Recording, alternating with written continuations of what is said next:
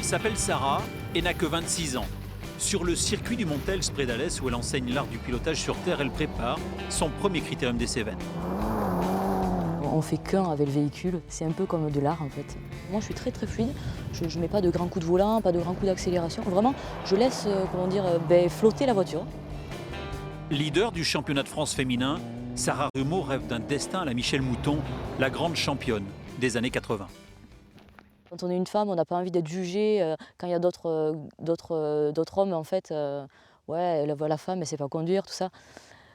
C'est pour ça, on va organiser une journée dédiée à la femme et on va voir qu'en fait, une femme peut rouler même peut-être des fois plus vite que les hommes. S'imposer dans un univers qui n'a pas encore fait sa mue n'est pas un problème pour Sarah. Reste à gauche, après rocher, droite 7, moins.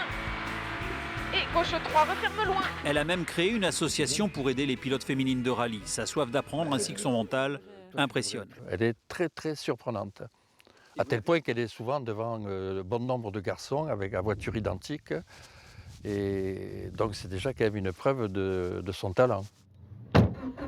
Pour son premier Critérium des Cévennes, Sarah Rumeau partira avec le numéro 30.